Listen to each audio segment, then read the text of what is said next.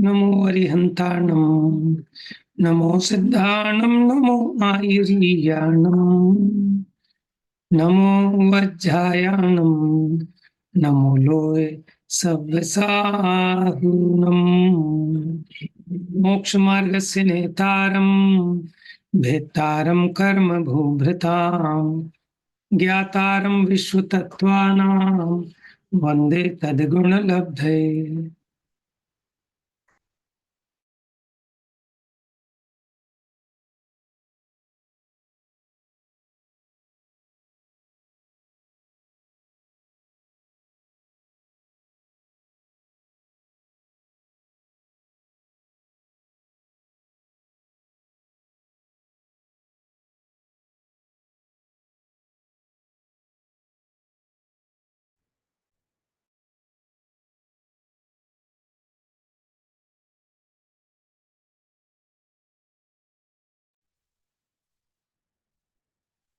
जी, तो हमारी यहाँ चर्चा द्रव्य गुण पर्याय संबंधी कुछ चर्चा प्रारंभ हुई।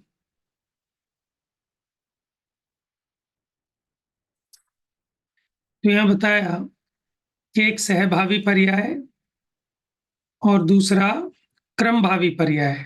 सहभावी पर्याय गुणों को कहते हैं और क्रमभावी पर्याय पर्यायों को कहते हैं, जो एक के बाद एक होती है। फिर हमने बताया कि जीव और पुद्गल को सक्रिय कहा गया है, क्रियावान द्रव्य हैं। धर्म, धर्म, आकाश, काल, ये चार अक्रिय निष्क्रिय द्रव्य हैं। उसका कारण ये है कि ये जो दो द्रव्य हैं, जीव और पुद्गल, ये विकार रूप परिणमित भी होते हैं। दूसरा, इनमें क्षेत्र से क्षेत्रांतर भी होता है। इसलिए जीव और पुद्गल को सक्रिय कहा और बाकी चार द्रव्यों को अक्रिय निष्क्रिय कहा गया है।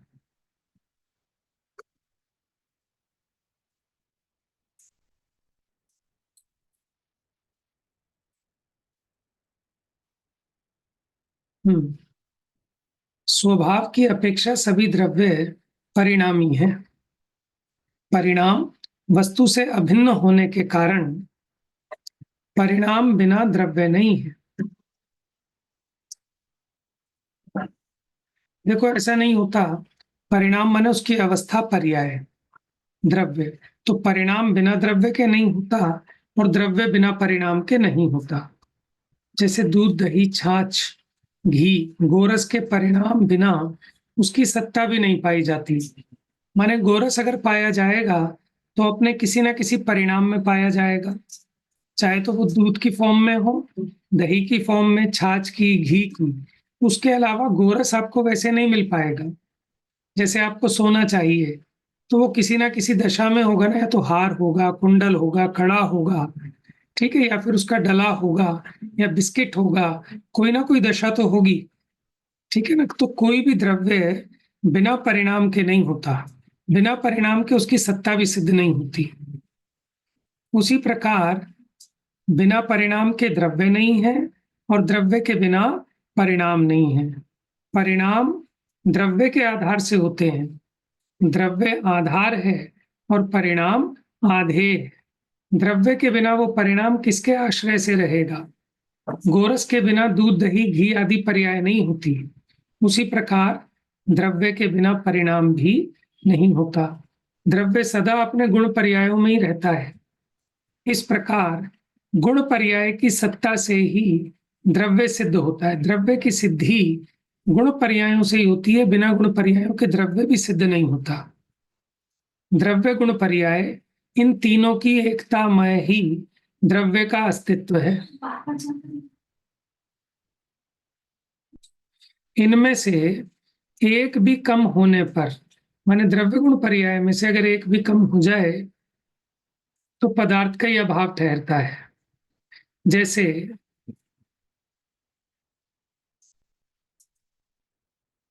जैसे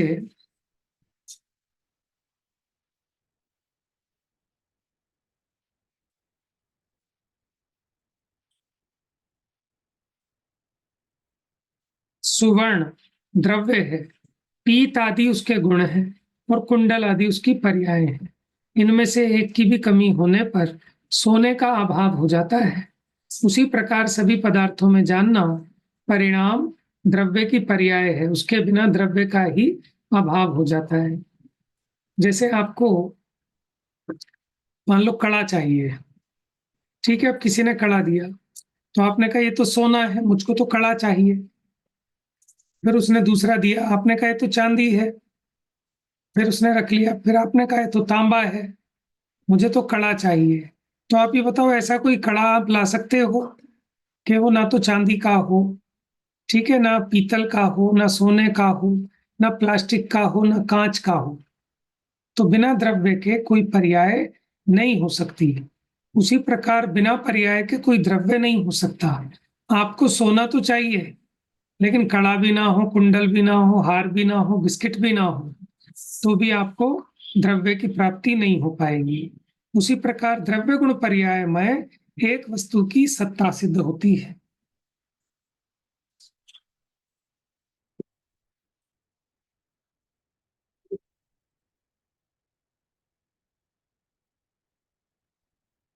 द्रव्य गुण पर्याय, इन तीनों का एक नाम अर्थ भी है। अर्थ में क्या आ जाता है? द्रव्य गुण पर्यायात्मक पूरी वस्तु, उसको अर्थ कहते हैं। द्रव्य प्रति समय अपने गुण पर्यायों को प्राप्त करता है।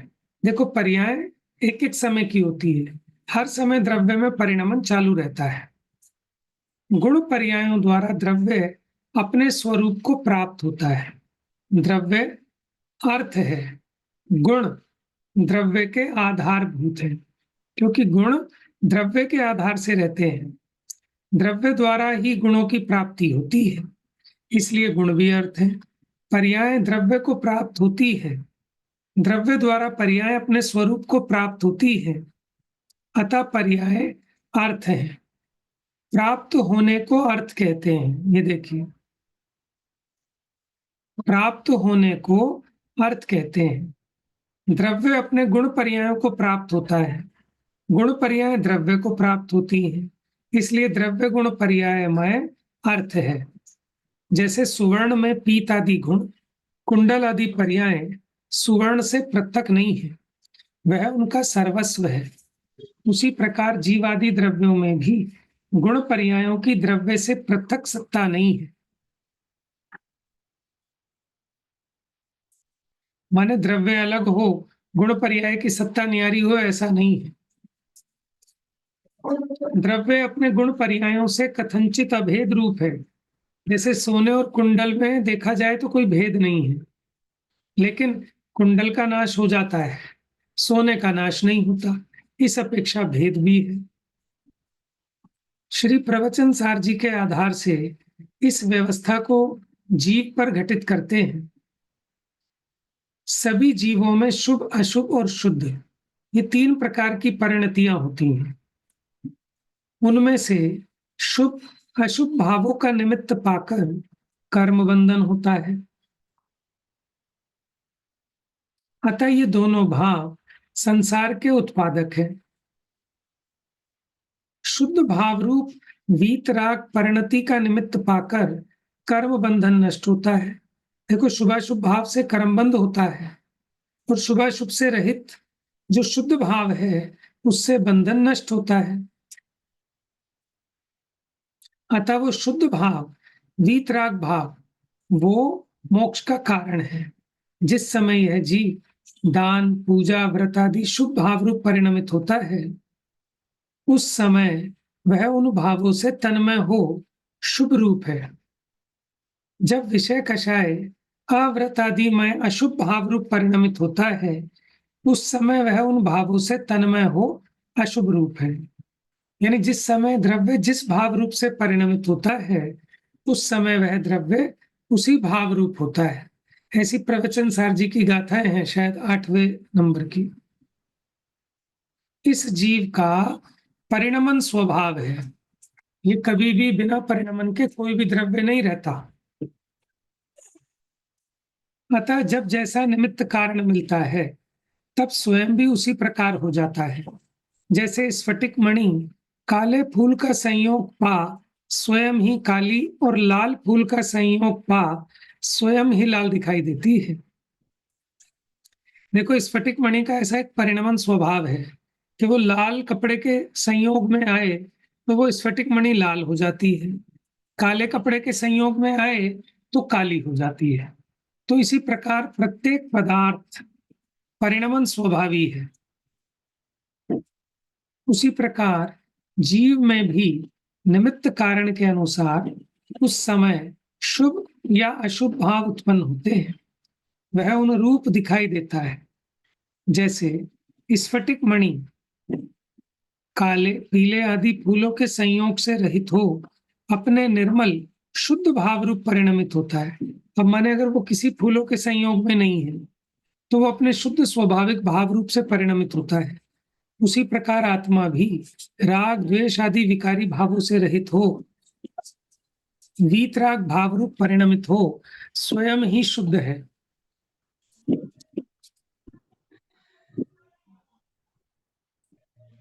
इस प्रकार आत्मा तीन भाव रूप परिणमित होता हुआ दिखाई देता है।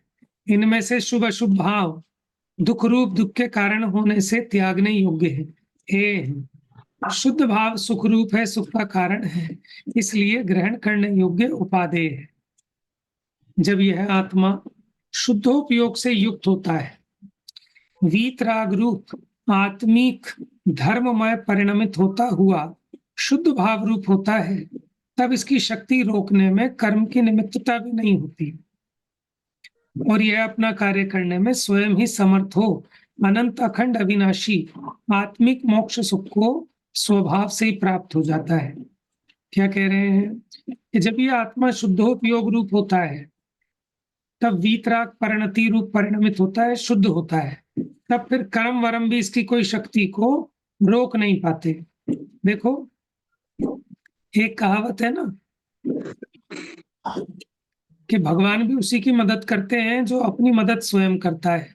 उसी प्रकार दूसरा व्यक्ति उसी को दुखी कर सकता है जो स्वयं दुखी होने के लिए तैयार हो।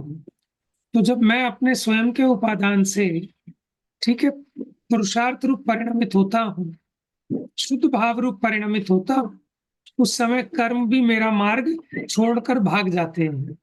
और जब मैं स्वयं प्रमाद करता हूँ, शुद्ध भाव रूप परिणमित नहीं होता, राग द्वेष भाव रूप परिणमित होता हूँ, तब वो कर्मों का उदय भी निमित्त रहता है।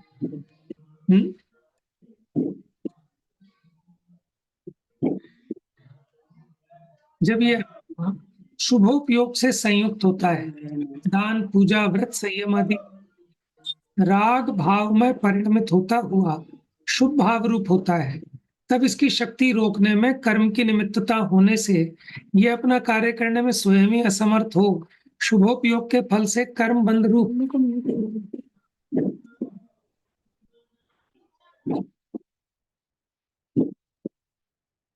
कर्म बंध रूप स्वर्ग के सुख को प्राप्त होता है। देखो ये स्वयं ही शुद्ध भाव रूप होता है, स्वयं ही शुभ भाव रूप होता है। जब ये स्वयं शुभ भाव रूप होता है तो बाहर में कर्म का उदय भी निमित्त होता है और ये स्वयं ही उस भाव के फल में स्वर्ग के सुख को प्राप्त होता है। यद्यपि शुभोपयोग चारित्र का अंग है, तथापि आत्मिक सुख से विपरीत पराधीनतामय सांसारिक इंद्रिय जनित सुख का मूल है। देखो भैया शुभ भाव के फल में क्या प्राप्त होता है? 5 इंद्रियों के विषय भोग प्राप्त होते हैं ना, और उनका जो सुख है वो इंद्रियों के अधीन है। इसलिए जो इंद्रिय जनित सुख है वो वास्तव में सुख नहीं है, वो दुख ही है। राग कषाय में गर्भित है। देखो राग और द्वेष दोनों कषाय हैं, इसलिए दोनों है।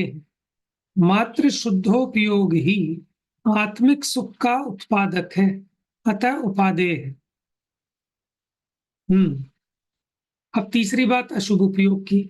जब यह आत्मा अशुभोपयोग रूप होता है, विषय कषाय अव्रत आदि रूप पाप भाव में परिणमित होता हुआ अशुभ भाव रूप होता है, तब नरक त्रियंच आदि के अनेक दुख भोगता हुआ दीर्घ काल पर्यंत संसार में ही भ्रमण करता रहता है।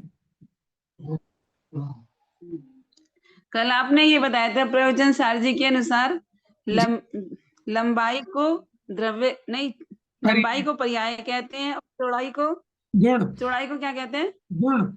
गुण कहते हैं। अच्छा जी। जी, ठीक है ठीक है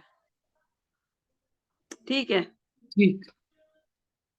व्यवहार की ऐसी प्रवृत्ति है कि जीव को अवृत, विषय, कषाय रूप अशुभ क्रिया से छुड़ाकर पहले पूजा, दान, व्रत, संयम आदि शुभ क्रिया में लगाते हैं।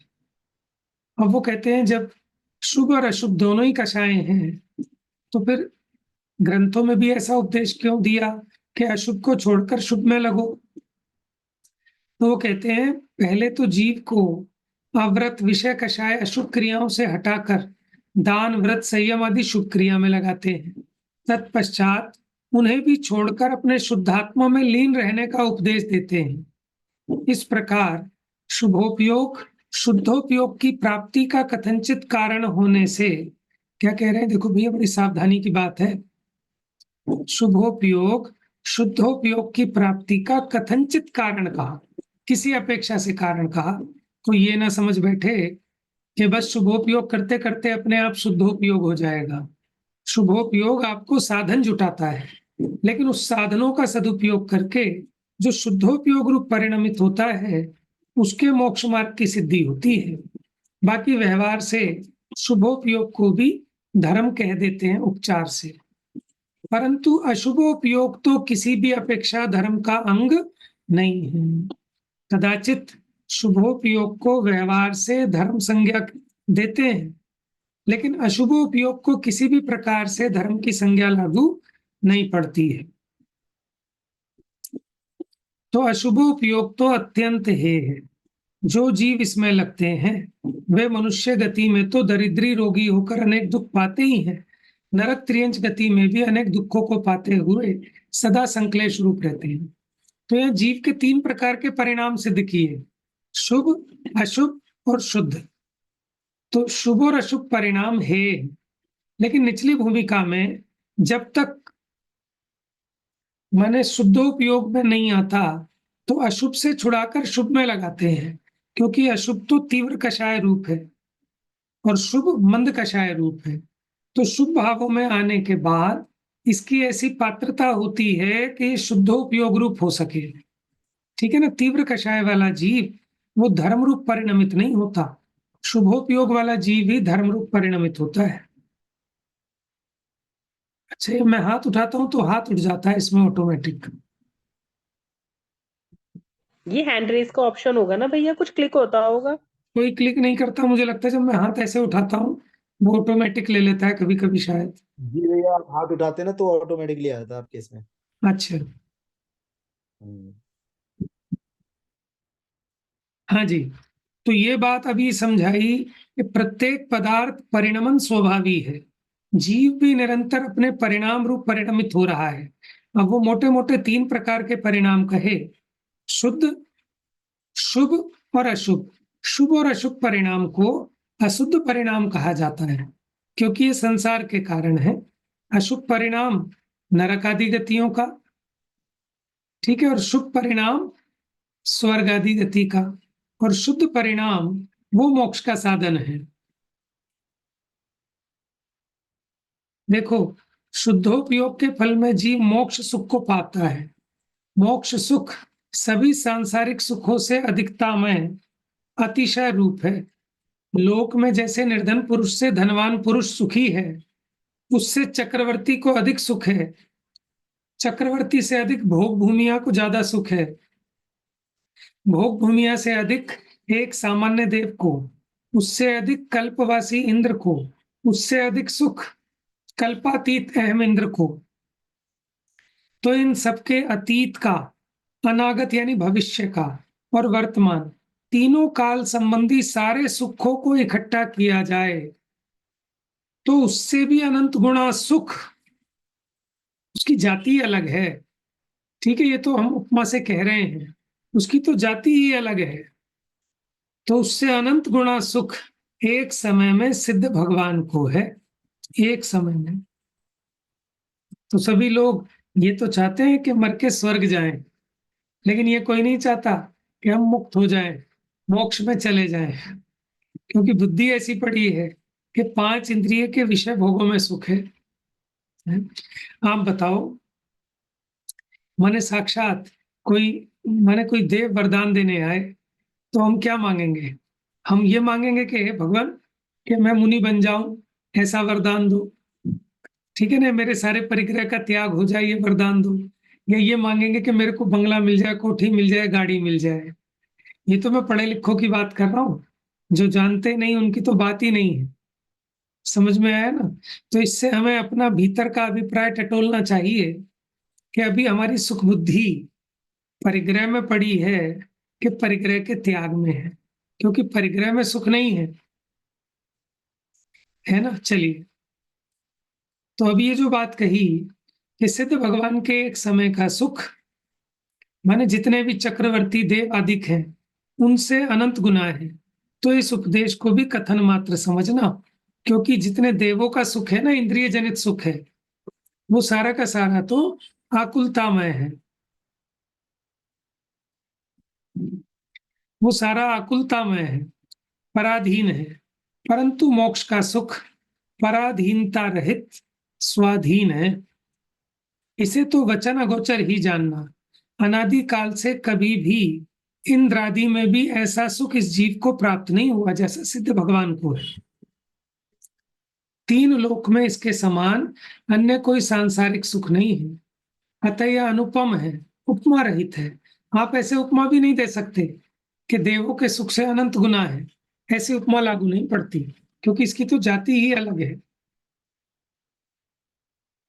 यह है सुख स्पर्श, रस, गंध, वर्ण, शब्द, संकल्प, विकल्प, इन पांच इंद्रिय और मन के विषयों से रहित होने के कारण अतीन्द्रिय है, क्योंकि ये सुख इंद्रियों से नहीं होता। ठीक है? अपने आत्मा से उत्पन्न होने के कारण स्वाधीन है। देखो, आपको टीवी का सुख लेना हो तो आंखें ठीक होनी चाहिए, बिजली आनी चाहिए, नेट आना चाहिए आपका। समझ में आया? लेकिन अतीन्द्रिय सुख के लिए ना आपको आंखों की जरूरत, ना कान की, ना नासिका की, ना जिह्वा की, किसी इंद्रिय की आवश्यकता नहीं है। वो अतीन्द्रिय आनंद है। इसका अंत कभी भी नहीं होता। एक बार ये अतीन्द्रिय सुख उत्पन्न हो जाए, सिद्ध दशा हो जाए, तो फिर कभी इस दशा का अभाव नहीं होता। ये सिद्ध दशा अविनाशी है। जीव को शुद्धोपयोग के फल में मोक्ष का ऐसा आत्मिक सुख उत्पन्न होता है। अब ये कहते हैं, ये जीव शुद्धोपयोग के फल में मोक्ष का सुख कैसे प्राप्त करता है? पढ़िए, सचिन भैया पढ़ेंगे। जी भैया, कहाँ से पढ़ना है भैया? प्रश्न है यह जीव यह जीव शुद्धोपयोग के फल में मोक्ष का सुख कैसे प्राप्त करता है? उत्तर: शुद्धोपयोगी जीव के भेद विज्ञान के बल से सर्वप्रथम देखो, अर्थ चेंज हो गया। शुद्धोपयोगी जीव के भेद आपको पूरा एक साथ पढ़ना है। शुद्धोपयोगी ठीक है। जीव के भेद विज्ञान के बल से, ठीक है। है ना? देखो, शुद्धोपयोगी जीव के अर्थ में डिफरेंस आ जाएगा। पढ़िए दोबारा से। शुद्धोपयोगी जीव के भेद विज्ञान के बल से सर्वप्रथम 10वें सूक्ष्म संप्राय गुण स्थान में अरि रूप मोहिनी कर्म का सर्वथा नाश होता है। तदोपरांत 12वें क्षीण मोह गुण स्थान में रज रूप धूल के समान ज्ञानावरण दशनावरण और रहस्य रूप अंतराय कर्म का नाश हो 13वें सहयोग केवली गुण स्थान में केवल ज्ञान प्राप्त हो जाता है। आत्मा का स्वभाव ज्ञान है। ज्ञान गेह प्रमाण है। गेह त्रिकालवर्ती सकल पदार्थ है।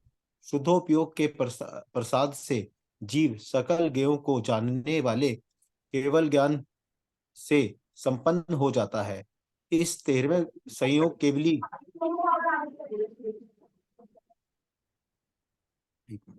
केवली गुण स्थान के अंत में आयु आयु नाम गोत्र वेदनीय इन 4 आघाती कर्मों का भी नाश हो जीव का एक समय में मोक्ष हो जाता है।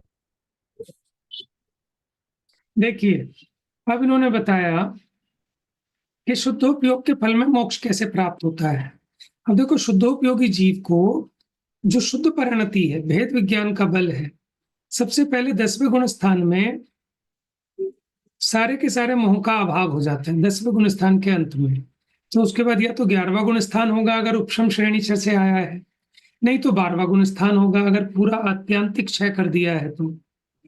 फिर 12वें क्षीण मोह गुण स्थान में रज के समान यानी धूल के समान ज्ञानावरण, दर्शनावरण और रहस कहते हैं अंतराय कर्म को, उनका नाश हो जाता है और 13वां गुण स्थान केवल ज्ञान प्राप्त हो जाता है। आत्मा का स्वभाव ज्ञान है और ज्ञान कितना कि ज्ञेय प्रमाण, और ज्ञेय कितने कि ज्ञेय लोकालोक है, समस्त त्रिकालवर्ती पदार्थ। शुद्धोपयोग के प्रसाद से जीव सकल ज्ञेयों को जानने वाले केवल ज्ञान से संपन्न हो जाता है। अब शुद्धोपयोग के फल में क्या हुआ कि केवल ज्ञान संपन्न हो गया। अब फिर 13वां गुण स्थान रहेगा जब तक इनकी आयु है।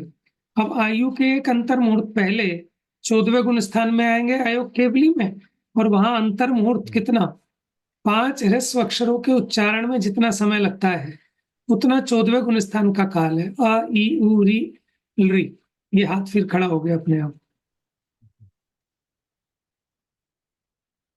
अ ई उ री री ऐसे 5 है, अ ई उ री और री, 5 ह्रस्व अक्षरों के उच्चारण में जितना काल लगता है वो भी अंतर मुहूर्त है, वो छोटा अंतर मुहूर्त है, उतना काल 14वें गुण स्थान का है।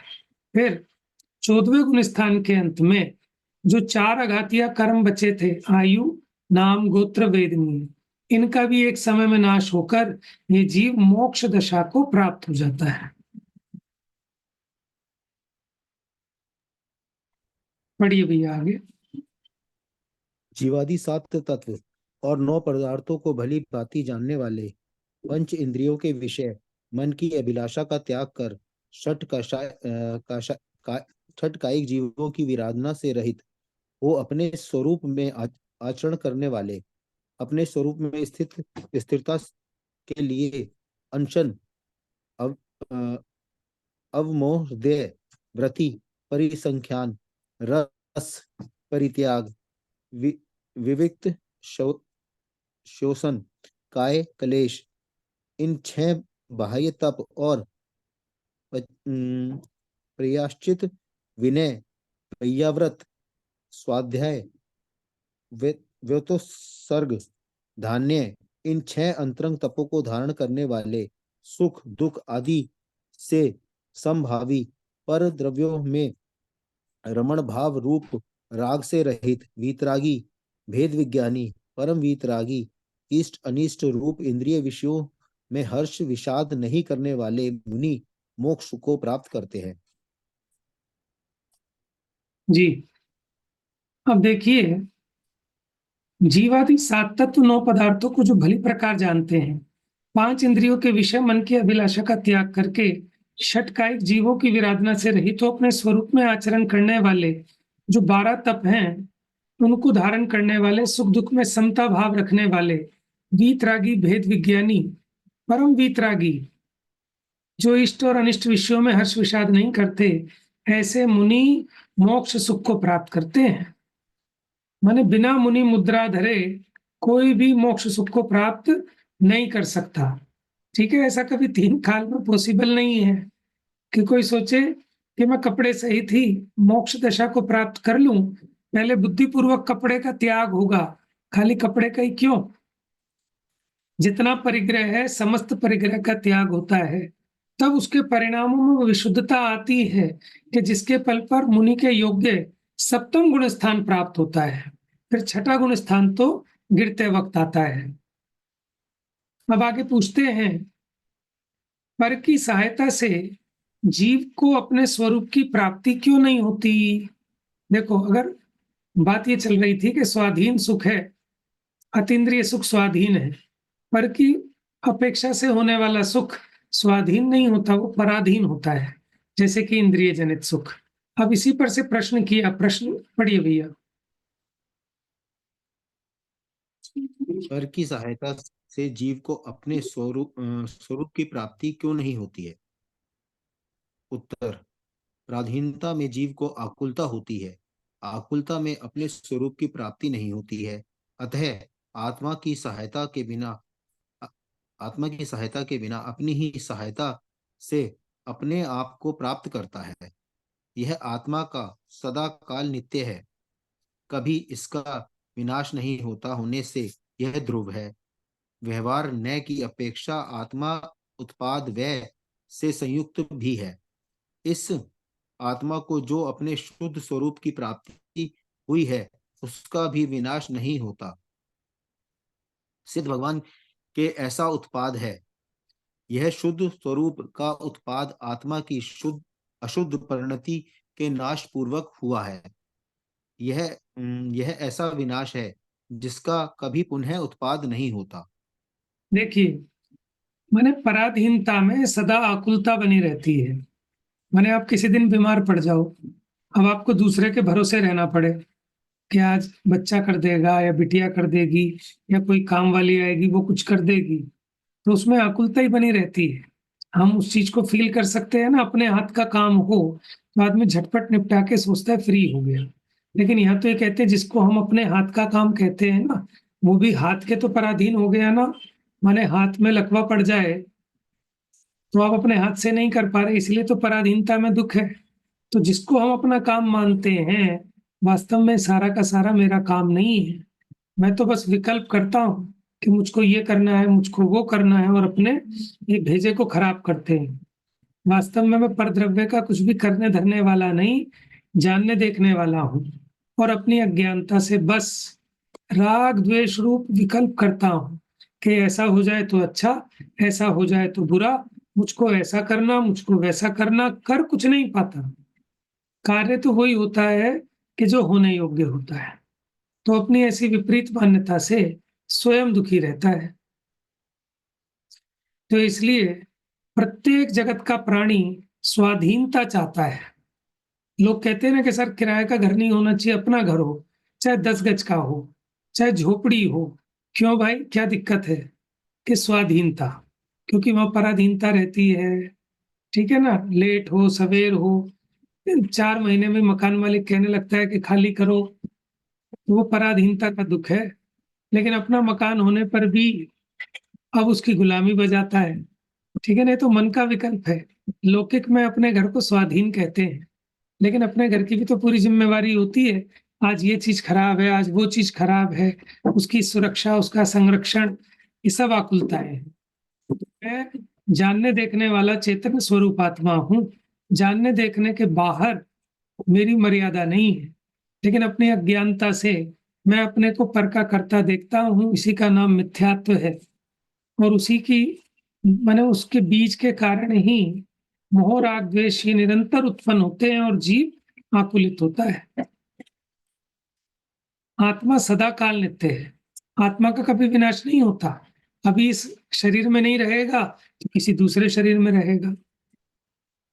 और व्यवहार की अपेक्षा देखें तो आत्मा उत्पाद व्यय से युक्त भी है। पूर्व पर्याय को छोड़ता है, नवीन पर्याय धारण करता है।